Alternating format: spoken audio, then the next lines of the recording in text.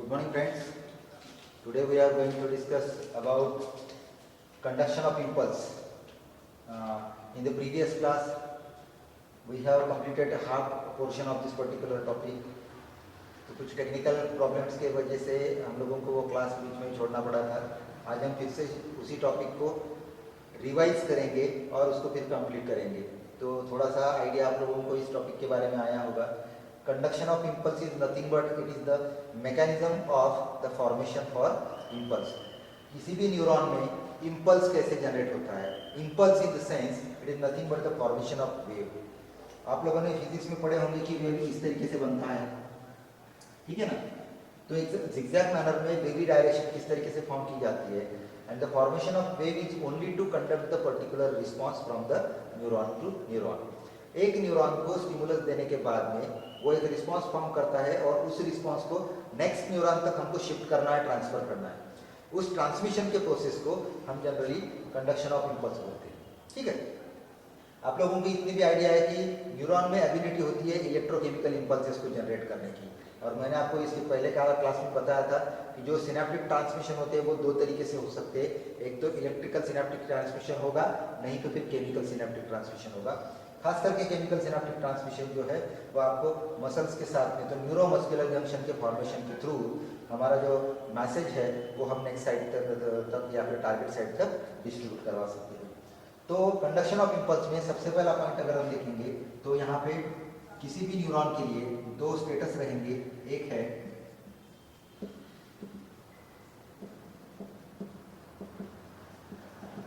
Resting potential and second one is the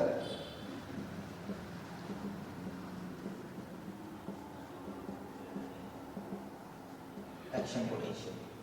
मैंने उस दिन आपको मीनिंग बताया था. रेस्टिंग का मतलब क्या होता है कि when neuron is completely free from the stimulus, ठीक है. तो यहाँ पे आपको जानकारी के लिए लिख रहा हूं मैं, नो स्टिमुलस.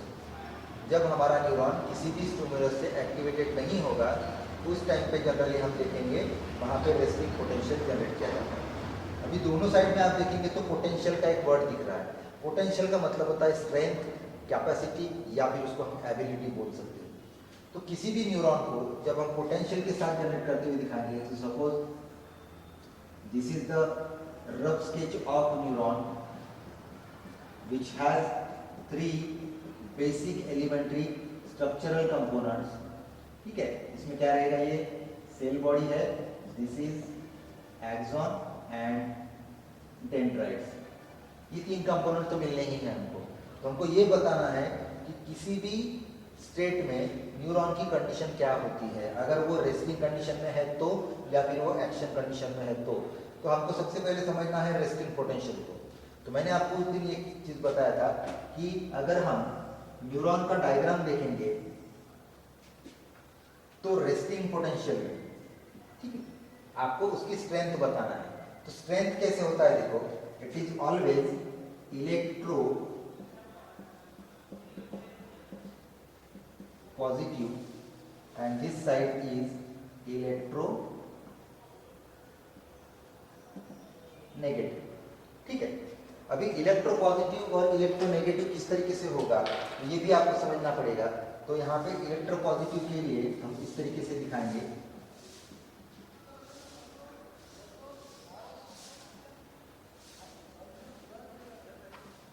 ये इस तरीके से फिर से पॉजिटिव रहेगा, ठीक है. तो इलेक्ट्रो पॉजिटिव इलेक्ट्रो नेगेटिव जो है वो उनके आयोनिक कंसंट्रेशन के ऊपर रहेगा.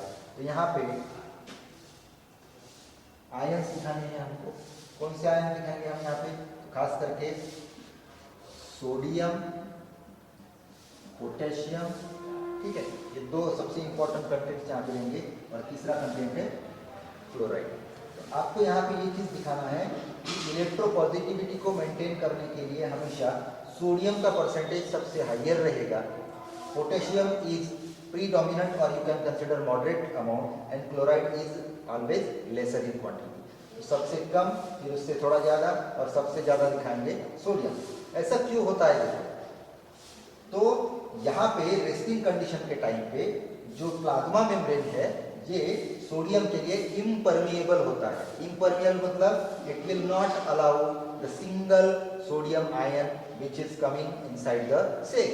ये यहाँ से सोडियम को कभी भी इनर साइड की तरफ अलाउ नहीं करेगी। इसका मतलब है ये कंप्लीटली इम्परमिएबल होता है comparative to the potassium. Potassium थोड़ा बहुत इधर उधर जा सकता है, लेकिन सोडियम के लिए टोटली इम्परमिएबल होता है। इसीलिए पॉजिटिविटी जो है इस साइड में जनरेट होगी और नेगेटिविटी इनर साइड में। तो इनर साइड में नेगेटिविटी किसके तरफ से आती है? तो जैसे यहाँ पे हमने ये आयंस रखे दिखाए, यहाँ पे भी हमको दिखाना पड़ेगा कि in the inner side specially there is a negatively charge proteins plus nucleic acid plus chloride ion plus sodium plus potassium. अभी परसेंटेज वाइज कंपेयर करेंगे। सबसे ज्यादा क्वांटिटी में यहाँ पे नेगेटिवली चार्ज प्रोटीन्स रहेंगे, उससे साथ में आपको न्यूक्लिक एसिड का प्रेजेंस मिलेगा। कंपैरेटिवली क्लोराइड आयन भी यहाँ पे होते हैं, लेकिन सोडियम और पोटेशियम की क्वांटिटी यहाँ पे फिर से प्रीडोमिनेंट रहेगी, कम रहेगी। तो आप देखेंगे 1, 2, 3, 4 और 5 कंटेंट में से सबसे ज्यादा कंटेंट किसका है? ये भी नेगेटिवली चार्ज है, ये भी नेगेटिवली चार्ज है, ये भी नेगेटिवली चार्ज है। मतलब यहाँ पे नेगेटिवली चार्ज कंटेंट्स का परसेंटेज लेवल, उसकी क्वांटिटी लेवल हाइयर होने की वजह से इनर साइड जो है वो हमेशा इलेक्ट्रोनेगेटिव रहता है। ठीक है, यहाँ तक आपकी चीज क्लियर हो गई है। तो this is the normal status of the neuron which is considered as in a resting potential और इन अ रेस्टिंग फेज। तो ये हो गया हमारा न्यूरॉन जब उसको कोई भी स्टिमुलस नहीं होता है तब।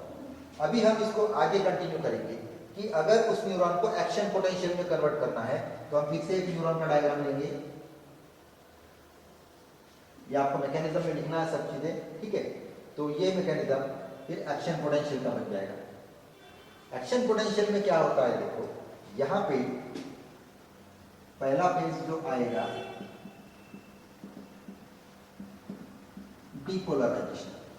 अभी इसमें नॉर्मल कैसा है? This is the positive pole, negative पोल।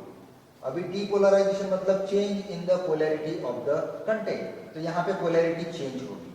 तो सडनली चेंज कहाँ पे आता है? देखो एक्शन पोटेंशियल जैसे ही जनरेट होगा, मतलब रेस्टिंग पोटेंशियल से एक्शन पोटेंशियल में जैसे ही सेल कन्वर्ट होना शुरू हो जाएगा, यहाँ पे पहला चेंज एक आता है स्टिमुलस मिलने के वजह से इस साइड में जो सोडियम पोटेशियम के जो चैनल गेट्स है या फिर जिसको हम पाथवे बोलते हैं वो ओपन हो जाते हैं। तो सोडियम पोटेशियम की एक्शन वहां पे एक्सचेंज चालू हो जाती है और फाइनली हम देखेंगे वहां पे कि सोडियम एंड पोटेशियम यहाँ पे आ जाएगा। ठीक है, पोटेशियम कंपैरेटिवली यहाँ पे जाएगा। तो सोडियम पोटेशियम जो है एक्शन में आ जाता है। तो चेंज क्या होता है? देखो जो पॉजिटिव चार्ज था अभी यहाँ पे आपको नेगेटिव मिलेगा और जो नेगेटिव चार्ज था अभी आपको यहाँ पे पॉजिटिव मिलेगा। अभी आपके माइंड में डाउट आ सकता है कि एक्चुअली ये नेगेटिव वाला पॉजिटिव में कन्वर्ट कैसे हो गया? तो आप देखिए 1, 2, 3, 4, 5 ये 5 कंटेंट्स थे। इसमें सोडियम और पोटेशियम का परसेंटेज बहुत कम था, लेकिन ज्यादा से ज्यादा सोडियम पोटेशियम पंप के एक्सचेंज में सोडियम आयन जो है वो इनर साइड में डिफ्यूज करना शुरू कर देंगे। तो इसमें आप देखोगे फाइनल रिजल्ट में आपको क्या दिखने वाला है? The percentage of positive ion are more as compare to the negative ion. और यहाँ पे फिर सोडियम आयन का परसेंटेज कम हो गया है, पोटेशियम भी कंपैरेटिवली कम हो जाता है, तो बचता क्या है? क्लोराइड आयन बचता है, इसलिए उसकी नेगेटिविटी चार्ज बन जाती है। तो ये फिर आप फेज लिखोगे, this is the depolarization phase. ठीक है, तो स्टिमुलस जो था यहाँ से इस साइड की तरफ चला गया। तो मैं इस डायग्राम को थोड़ा सा चेंज करता हूँ, यहाँ पे आपको समझना है इस चीज को। ठीक है, अभी देखिए क्या हो गया। ये इस साइड में आ गए, ये इस साइड में जाएगा। तो नेगेटिवली चार्ज पार्टिकल्स यहाँ पे और पॉजिटिव चार्ज यहाँ पे। ठीक है, तो ये कौन सी फेज हो गई? Depolarization. It is resting potential, it is depolarization. अभी आप देखेंगे इसके आगे की फेज एक्शन पोटेंशियल का दूसरा फिर एक फेज आता है जिसको हम यहाँ पे इंडिकेट करेंगे। ठीक है, अभी चेंज कैसे होता है? देखो again we have positive side and negative side like the original one. इस फेज को हमको नाम देना है दिस इज रीपोलराइजेशन। अभी डीपोलराइजेशन से रीपोलराइजेशन में कैसे कन्वर्ट होगा देखो, जब तक स्टिमुलस प्रेजेंट रहेगा सोडियम पोटेशियम गेट जो है वो एक्शन में होता है। इसमें एक्शन कैसे होगी, 3 सोडियम आयन एक्सचेंज किए जाते हैं 2 पोटेशियम से। मतलब हर एक बार जब सोडियम अंदर आएंगे तो 3 मॉलिक्यूल में आएंगे और पोटेशियम बाहर जाएंगे तो 2 मॉलिक्यूल में जाएंगे। इसका मतलब एक जो सोडियम या फिर पॉजिटिव आयन है वो हमेशा एक्सेस में आता है, इसीलिए ये नेगेटिव वाली चार्ज जो थी वो पॉजिटिव चार्ज में कन्वर्ट हो जाता है और ये नेगेटिव में कन्वर्ट हो जाता है। ये कब तक रहेगा, जब तक स्टिमुलस उस न्यूरॉन को मिलते रहेगा तब तक। स्टिमुलस जैसे जैसे कंटिन्यू करता है, फॉर एग्जाम्पल हम यहाँ पे देखेंगे, पहले यहाँ पे था, अभी ये आगे चल रहा है, तो जैसे जैसे ये स्टिमुलस फॉरवर्ड होते जाएगा, जो फिर बाकी की कंडीशन थी जो ऑलरेडी फ्लक्चुएशन में आ चुकी थी, उसमें फिर से कौन सा फेज दिखाना है आपको, रीपोलराइजेशन का फेज मिलेगा। और रीपोलराइजेशन के फेज को जितना टाइम लगता है उस टाइम को हम लिखेंगे टाइम इज रिफ्रैक्टरी टाइम। ठीक है, ये कौन सा टाइम रहेगा, रिफ्रैक्टरी पीरियड, जिसमें डीपोलराइजेशन से फिर से रीपोलराइजेशन को कन्वर्ट करने के लिए लगने वाला टाइम, उसको रिफ्रैक्टरी टाइम करके आपका टर्मिनोलॉजी ध्यान में रखना है। तो इसमें फिर क्या हो जाता है, जैसे स्टिमुलस निकल जाएगा, पोटेशियम चैनल भी जो होता है वो फिर से ओपन हो जाएगा, सोडियम का चैनल जो होता है वो फिर से बंद हो जाएगा, और फिर से हम देखेंगे वहाँ पे एक्सचेंज ऑफ जैसे जो मॉलिक्यूल है वहाँ पे रिटेन की जाती है, और फिर से पॉजिटिव आयन आउटर साइड की तरफ और इनर साइड की तरफ नेगेटिवली चार्ज वहाँ पे जनरेट हो जाएंगे। तो this is the attainment of the original status of the neuron, that stage is called as the repolarization. तो आपको ये चीज ध्यान में रखना है, रेस्टिंग पोटेंशियल में कोई भी स्टिमुलस नहीं होता है, तो वो इलेक्ट्रोपॉजिटिव एक्सटेरियर की तरफ, इसको हम लिखेंगे ECF and this is ICF। ठीक है, फिर वो जब एक्शन पोटेंशियल में आता है after receiving the stimulus, it will get fluctuated as a depolarization phase. Depolarization में सोडियम पोटेशियम की एक्सचेंज होती है और फाइनली नेगेटिवली पॉजिटिव में कन्वर्ट होता है, पॉजिटिव वाला नेगेटिव में कन्वर्ट होता है, उसको डीपोलराइजेशन कहा जाता है। और फिर से हम देखेंगे स्टिमुलस जैसे आगे कंटिन्यू किया जाएगा, फिर जो ओरिजिनल पोजीशन है वो रिटेन की जाती है, and that is called as repolarization. तो इसके दौरान क्या होता है, देखो कंटिन्यूअसली एक डीपोलराइजेशन एक रिपोलराइजेशन साइमल्टेनियस लेवल पे कंटिन्यूअसली प्रोसेस परफॉर्म होने की वजह से यहाँ पे जो है आपको इस तरीके का वेव मिलेगा। ठीक है, इमेजिनरी लाइन से अगर कनेक्ट करके देखेंगे तो ये जो है ये इस साइड में जा रहा है, फिर ये ऐसे ऊपर आएगा, फिर ये ऐसे जाएगा, यहाँ से आप देखेंगे फिर से ऐसे चलता है, इनर साइड से भी वही होते जाएगा।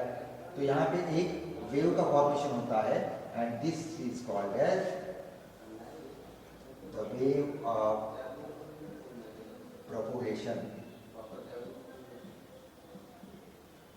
ठीक है, वेव ऑफ प्रोपोगेशन, जिसको हम बोलेंगे वेव ऑफ प्रोपोगेशन, मतलब कंडक्शन ऑफ इम्पल्सेस। ये कंडक्शन ऑफ इम्पल्सेस जो है ये continuously at the end of the neuron को आपको दिखने वाला है। तो साइटॉन से लेके वहाँ पे एक्सॉन के एंडिंग तक, एक्सोनल नॉब तक, इस तरीके का कंडक्शन जो है वो कंटिन्यूसली हमको देखने को मिलेगा। तो this is all about related with the mechanism of wave formation, mechanism of impulse formation और the mechanism for the transportation of impulse.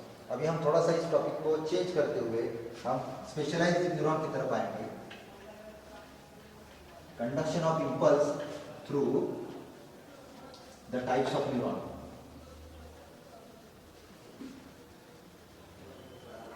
आपको मैंने क्लासिफिकेशन के वाइज 2 टाइप्स बताए थे, दोनों टाइप शायद आप लोगों को पता होगा। एक है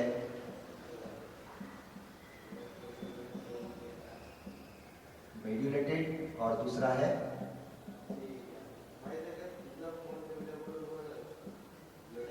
नॉन मेड्यूलेटेड। इसमें कंडक्शन स्पीड की क्या थी, स्पीड कितनी बताया था, मेरा अबाउट 130 मीटर पर सेकंड, और यहाँ पे कितनी होती है स्पीड, मेरा अबाउट 18 to 20 मीटर पर सेकंड। ये कंडक्शन स्पीड है। ये मेड्यूलेटेड नर्व फाइबर में जब कोई भी सिग्नल पास किया जाएगा, स्टिमुलस पास किया जाएगा या फिर उसका रिस्पांस पास किया जाएगा तो वो 130 मीटर पर सेकंड से जाएगा, और वही नॉन मेड्यूलेटेड है तो उसमें आपको 18 to 20 मीटर पर सेकंड दिखेगा। ये चेंज क्यों आता है, तो हम थोड़ा सा डायग्रामेटिकली समझने की कोशिश करेंगे। मैं सिर्फ यहाँ पे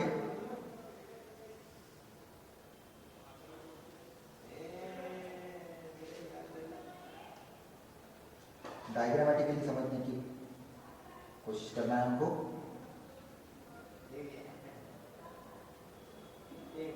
ठीक है, this is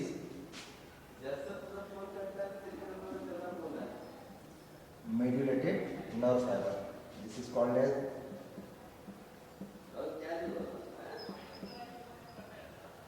myelin sheath. Okay. This particular part is called as node of Ranvier. इस तरीके से, ठीक है। अभी मेड्यूलेटेड नर्व फाइबर और नॉन मेड्यूलेटेड नर्व फाइबर यहाँ पे निकालता हूँ मैं। This is non medullated nerve fibre, ठीक है। दोनों में जो कंडक्शन का डिफरेंस आ रहा है वो क्यों आता है, देखो यहाँ पे और यहाँ पे। पहला डिफरेंस तो आप लोगों को स्ट्रक्चरली दिख रहा होगा, it is covered by the myelin sheath. Medullary sheath जो है वो इस नर्व फाइबर के एक्सॉन को या फिर इस न्यूरॉन के एक्सॉन को कवर अप करती है। लेकिन कवरिंग कैसे है, तो डिसकंटिन्यूअस है। आप देखेंगे यहाँ से यहाँ तक कवरिंग है, फिर इंटरप्शन आया है, फिर से यहाँ तक कवरिंग है, फिर से इंटरप्शन है। इस तरीके से कंटिन्यूअसली ब्रेक है। जहाँ जहाँ पे वो माइलिन शीथ ब्रेक हो रहा है उस पोजीशन को, उस लोकेशन को हमें नाम देना है नोड ऑफ रैनवियर। और मैंने आपको उसी दिन स्ट्रक्चरल डिफरेंस में बताया था कि जब भी माइलिन शीथ से कोई न्यूरॉन कवर्ड होता है और वो रेगुलरली इंटरप्टेड रहेगा तो उसमें क्या होता है, this myelin sheath is acting as a insulation. ये क्या है, माइलिन शीथ का इंसुलेशन है। तो जब वेव ऑफ कंडक्शन होगा, जब मूवमेंट होगी, ऐसे जब वेव का फॉर्मेशन दिया जाता है तो उसमें क्या होता है, देखो जो सोडियम पोटेशियम का जो गेट है या फिर जो एक्सचेंज ऑफ आयंस होता है वो हमेशा सिर्फ और सिर्फ नोड पोर्शन में ही होगा, नोड ऑफ रैनवियर में ही होने वाला। यहाँ पे क्यों नहीं हो सकता है, क्योंकि आयंस को बाहर जाने के लिए या फिर बाहर के आयंस को अंदर आने के लिए ये माइलिन शीथ जो है वो प्रिवेंट करता है, वो परमिएबल नहीं होता है। और इसीलिए इसमें अगर आप वेव ऑफ जनरेशन दिखाएंगे तो वो किस तरीके से होता है, देखिए ये वेव ऐसे हो गया, फिर ऐसे आ गया, फिर ऐसे आ गया, फिर ऐसे आ गया। इस साइड में भी देखेंगे ये ऐसे कंटिन्यू होगा, ठीक है। इसके अपोजिट साइड से दिखाना है तो ये एक वेव बन गया, वैसे ही ये दूसरा बनेगा, ठीक है। इस तरीके से एक साइड से ये ऐसे वेव जनरेट होंगे। तो इसमें आपको क्या दिख रहा है कि सिर्फ node to node, this is the point of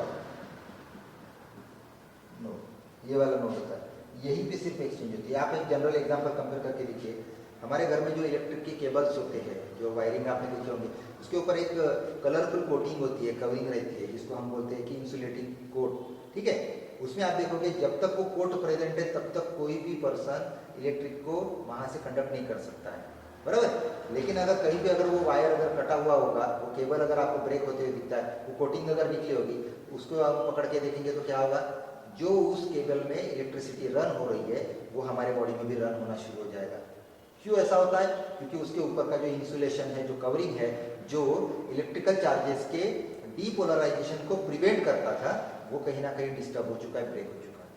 और जहाँ पे वो कवरिंग अगर डिस्टर्ब हो जाता है, ब्रेक हो जाता है, तो समझ लीजिए वहाँ से इलेक्ट्रिकल चार्जेस की रनिंग इन एंड आउट होना शुरू हो जाता है, और इसीलिए इस तरीके के वेव्स दिखेंगे। तो आपको यहाँ पे बताना है, for the medullated nerve fibre the impulse will in a jumping from node to node, ये ध्यान रखना है।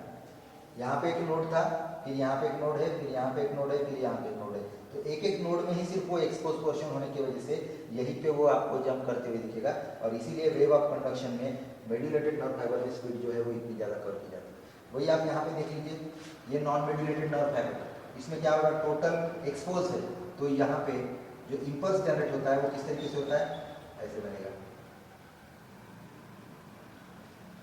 मतलब उसको ज़्यादा डिस्टेंस कवर नहीं करना होगा।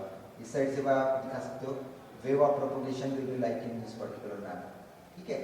तो इससे क्या होगा, जो स्पीड है नॉन मेड्यूलेटेड की वो कम हो जाती है, क्योंकि यहाँ पे कंटिन्यूसली एक्सपोज होने की वजह से इस जगह पे भी फ्लक्चुएशन होगा इलेक्ट्रिकल चार्जेस का, इस जगह पे भी होगा, मतलब रेगुलरली आपको वहाँ पे डिपोलराइजेशन की प्रोसेस दिखेगी इन ए शॉर्ट इंटरवल। लेकिन यहाँ पे लॉन्ग इंटरवल के बाद भी आपको वो एक्सचेंज दिखाना है, इसीलिए मेडुलेटेड नर्व फाइबर में रेट ऑफ कंडक्शन जो है वो मैक्सिमम होता है।